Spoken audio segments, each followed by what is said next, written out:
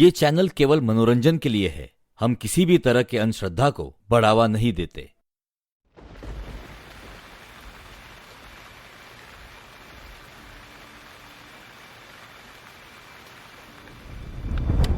मैं हूं संदीप, वही संदीप जो कभी मशहूर फोटोग्राफर था। मेरा कैमरा हर चेहरे, हर पल को कैद कर लेता था। लेकिन आज देखो ना, मैं खुद इन लोहे की जंजीरों में कैद हूं। ये बिजली की कुर्सी मेरी हड्डियां कांपने पर मजबूर कर रही है। आप सोच रहे होंगे ये सब मेरे साथ क्यों? क्यों ये सफेद कोट वाले मेरी चीखों को नोटबुक में लिख रहे हैं जैसे मैं कोई गुनहगार हूं?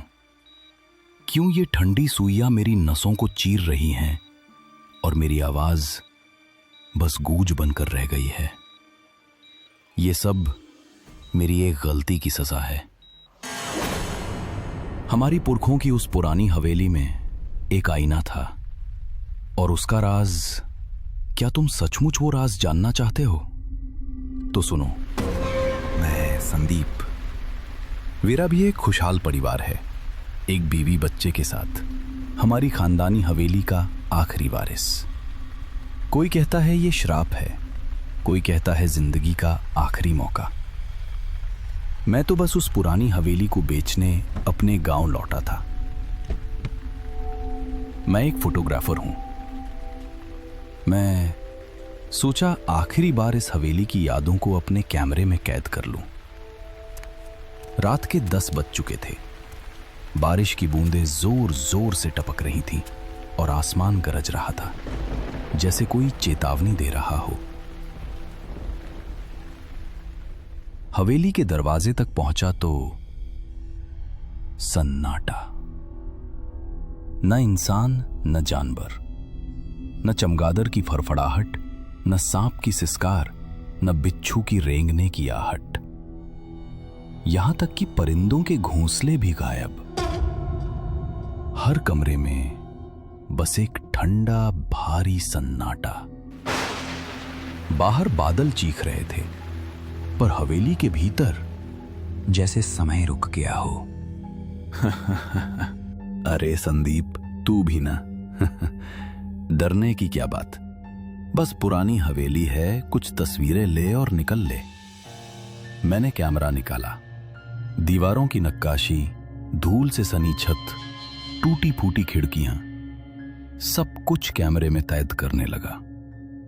तभी कैमरे की फ्लैश चमकी और ऐसा लगा जैसे सामने से किसी ने मेरी तस्वीर खींच ली।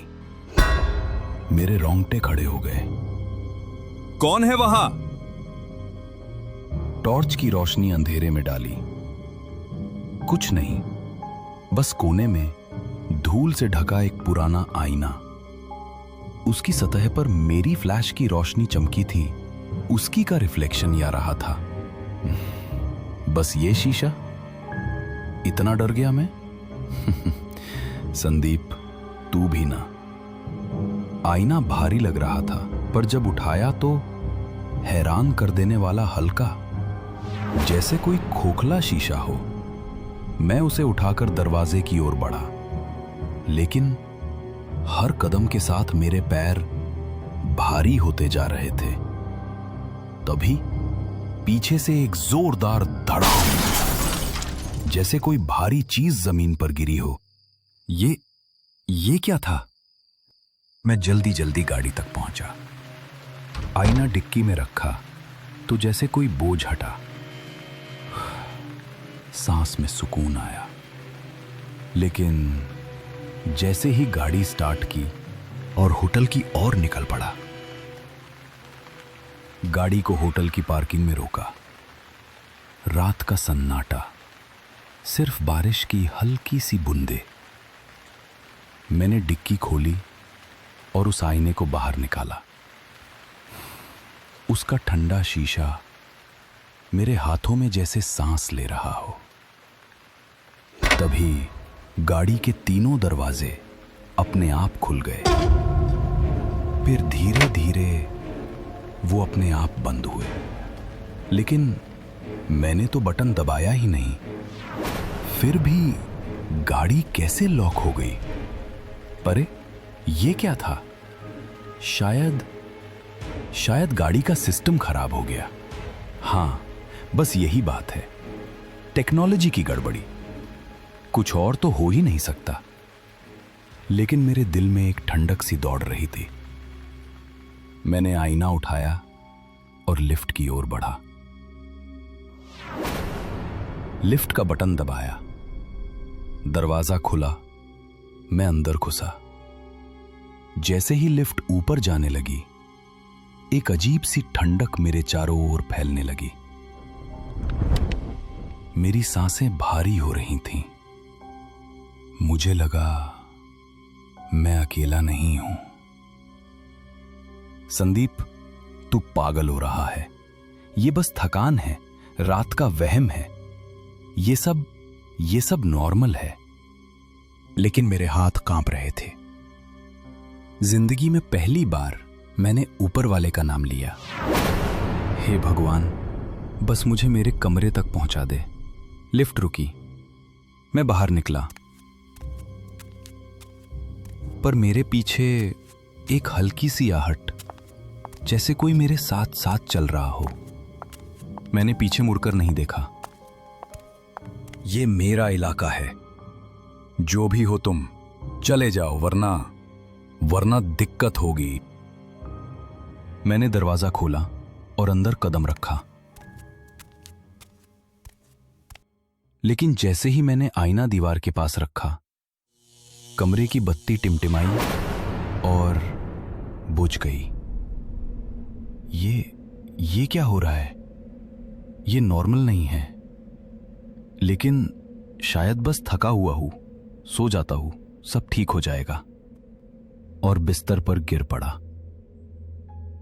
बिस्तर पर लेटे लेटे मैंने फोन उठाया। मन बेचैन था, लेकिन घर की याद ने मुझे अपनी बीवी राधिका को फोन लगाने पर मजबूर किया। फोन की घंटी बजी और उसकी आवाज ने मुझे थोड़ा सुकून दिया। संदीप, तुम ठीक हो ना? हवेली का सौदा कैसा चल रहा है? हाँ राधिका, मैं ठीक हूं। हवेली का काम कल देखते हैं। आज बहुत थक गया हूं। ठीक है, लेकिन जल्दी निपटाओ। मुझे यहाँ अकेले डर लगता है। हाँ, मेरा बेटा, वो कैसा है? वो सो रहा है, चिंता मत करो, मैं उसका ख्याल रख रही हूँ। ठीक है राधिका, मैं थक गया हूं, कल बात करते हैं। बेटे का ख्याल रखना, मैं जल्द लौट आऊंगा। ठीक है संदीप, लेकिन तुम कुछ परेशान लग रहे हो। सब ठीक है ना? हाँ, सब ठीक है, बस थकान है। सोने जा रहा हूं, गुड नाइट। फोन रखा और मैंने आंखें बंद की। राधिका और बेटे की बात ने मन को थोड़ा हल्का किया, लेकिन कमरे का सन्नाटा, वो मुझे निगल रहा था। मुझे लग रहा था वो आईना, वो अभी भी मुझे देख रहा है। मैं बिस्तर पर लेटा, नींद की कोशिश कर रहा था, लेकिन घड़ी की टिक टिक मेरे कानों को चुभ रही थी। तभी किसी के चलने की आवाज आती है, जैसे कोई मेरे आसपास घूम रहा हो। मेरा दिल जोर जोर से धड़कने लगा। मैं अकेला नहीं हूं, कोई है यहां। मैं बिस्तर से उठा और उस आईने की ओर गया। जमीन पर 3 जोड़ी पैरों के निशान, जैसे वो आईने से निकलकर मेरे कमरे में आए हों। मेरी सांस अटक गई। ये क्या है? ये निशान, ये तो असंभव है। मैंने जल्दी से होटल के वॉचमैन को बुलाने नीचे भागा। भाई, जल्दी मेरे रूम में चलो, कुछ अजीब सा हो रहा है। क्या हुआ साहब? आप इतना क्यों डर रहे हैं? अकेले हो इसलिए कभी कभी ऐसा लगता है। नहीं, मैंने अपने घर में किसी के होने की आहट सुनी और जमीन पर पैरों के निशान देखे हैं। ठीक है साहब, चलिए देखते हैं। हम दोनों मेरे कमरे की ओर बढ़े। जैसे ही दरवाजा खोला, एक सड़ी गली बदबू ने हमें घेर लिया, जैसे कोई मरा हुआ चूहा कहीं सड़ रहा हो। मेरी नाक सिकुड़ गई और वॉचमैन का चेहरा भी बिगड़ गया। अरे साहब, ये क्या? कोई चूहा मर गया क्या? नहीं, ये बदबू, ये तो अभी अभी आ रही है, पहले तो कुछ नहीं था। तभी वॉचमैन की नजर उस आईने पर पड़ी। उसका चेहरा सफेद पड़ गया, जैसे उसने कोई भूत देख लिया हो। वो पीछे हट गया, उसकी आंखों में डर साफ दिख रहा था। साहब, ये क्या भला घर ले आए हैं आप? क्या हुआ? तुम्हें इस आईने के बारे में कुछ पता है? ये कोई साधारण आईना नहीं है साहब, ये उस पुरानी हवेली का है, पास वाली। वो हवेली जहां कोई नहीं जाता, कहते हैं ये शापित है। उस हवेली में जो परिवार रहता था, उनकी आत्माएं, वो सब इस आईने में कैद हैं। क्या बकवास कर रहे हो? वो हवेली मेरी है, मेरे पुरखों की। मैं तो बस उसे बेचने आया हूं। मुझे तो कुछ पता ही नहीं। मेरी माँ ने तलाक के बाद मुझे पाला, और जब सब मर गए, ये संपत्ति मेरे नाम हो गई। साहब, आप नहीं जानते, वो हवेली कोई साधारण जगह नहीं। आपके पुरखों का राज उस आईने में छिपा है। कहते हैं उस परिवार ने कुछ ऐसा किया था, कुछ इतना भयानक, कि उनकी आत्माएं इस दुनिया में नहीं रुकी। वो उस आईने में बंद गईं।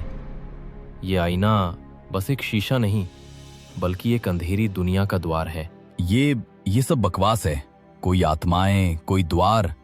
मैंने तो बस एक पुराना आईना उठाया था। आपने गलती कर दी। उस हवेली का हर सामान शापित है, और ये आईना, ये तो उन आत्माओं का घर है। जो भी इसे छूता है, वो उनकी नजर में आ जाता है। साहब, क्या आपने इसमें कुछ देखा? कोई परछाई, कोई आहट सुनी? मैंने कुछ पैरों के निशान देखे, लेकिन ये तो बस मेरी थकान होगी ना। नहीं साहब, वो थकान नहीं, वो उनकी चेतावनी है। वो आत्माएं, वो अब आपके पीछे हैं, और ये आईना, ये अब आपको कभी नहीं छोड़ेगा। वॉचमैन की बातें मेरे कानों में गूंज रही थीं। उसकी आंखों में डर, उसकी आवाज में एक अजीब सा कंपन। तभी अचानक वो चीखने लगा, एक ऐसी चीख जैसे दर्जनों आत्माएं एक साथ चिल्ला रही हों। उसका शरीर तड़पने लगा, जैसे उसकी हड्डियां अंदर से टूट रही हों, जैसे कोई अदृश्य ताकत उसे नोच रही हो। मैं स्तब्ध खड़ा था, मेरे रोंगटे खड़े हो गए। ये क्या हो रहा है? तभी कमरे में किसी की चलने की आवाजें गूंजने लगी, जैसे कोई मेरे चारों ओर घूम रहा हो। मैंने डरते हुए चिल्लाया, कौन है वहां? मेरी नजर उस आईने पर पड़ी, और उसमें एक परछाई, एक डरावनी धुंधली परछाई, जो धीरे धीरे साफ हो रही थी। मैंने गौर से देखा, और मेरे पैरों तले जमीन खिसक गई। वो परछाई मेरे पिताजी की थी। वही चेहरा, वही आंखें, जो मैंने बचपन में आखिरी बार देखी थी, जब मां मुझे उनसे दूर ले गई थी। लेकिन वो चेहरा, वो इंसान का नहीं था। उसकी आंखें खाली थी, जैसे कोई खोखली आत्मा मुझे घूर रही हो। मैं चीखा, एक अजीब चीख। मेरी आंखों से खून टपकने लगा, मेरा शरीर कांपने लगा, जैसे कोई मेरे अंदर से मेरी आत्मा को खींच रहा हो। मैंने उस आईने की ओर देखा, और वहां मैंने खुद को देखा, मेरा चेहरा, मेरा शरीर, पर वो आंखें, वो खाली थी। मेरी आत्मा जैसे उस आईने में कैद हो गई थी। मेरा शरीर बेजान, पत्थर की तरह खड़ा था, बस मुझे घूर रहा था। वक्त जैसे थम गया था। कमरे में सन्नाटा, सिर्फ उस सड़ी गली बदबू। वॉचमैन का शरीर जमीन पर पड़ा था, उसकी आंखें खुली, लेकिन उनमें जान नहीं। वो मर चुका था किसी रहस्यमयी तरीके से, और मैं अब संदीप नहीं था। मेरा शरीर बाहर था, पर मेरी आत्मा वो उस शापित आईने में फंस चुकी थी। तभी पुलिस की आवाजें गूंजने लगीं। दरवाजा तोड़कर वो अंदर आए। वॉचमैन की मौत का इल्जाम मुझ पर लगा। मेरे बेजान शरीर को उन्होंने हथकड़ियां पहनाई और खींच कर ले गए। लेकिन वो नहीं जानते थे, असली संदीप अब उस आईने में कैद था। और वो आईना, वो अब भी मेरे रूम में खड़ा था। अचानक बिजली का झटका लगता है। संदीप का बदन सिहर जाता है। वो हंसता है, एक पागल डरावनी हंसी। लेकिन ये तो बस शुरुआत थी। अब सुनो, वो राज जो मेरे परिवार का श्राप है। मेरे पुरखों ने सालों पहले एक ऐसा पाप किया था, वो माफी के काबिल नहीं था। उन्होंने एक तांत्रिक की मदद से आईने से आत्माओं को बुलाकर अपना काम करवाते थे। उनकी आत्मा को बांधने की कोशिश की, लेकिन वो तांत्रिक ने श्राप दिया। तुम्हारा खून हमेशा इस आईने में कैद रहेगा। जो परिवार का होगा वो आईने में फंस जाएगा, और जो बाहरी होगा वो बस एक नजर में मर जाएगा। वही श्राप। मेरे दादा, नाना सब उसी आईने में कैद हैं। 3 परछाइयां, वो मेरे परिवार की आत्माएं थीं। वॉचमैन, वो बाहरी था इसलिए मर गया। लेकिन मैं परिवार का हूं, इसलिए कैद हो गया। वो आईना अभी भी उसी हवेली में है। वो इंतजार करेगा अगले वारिस का।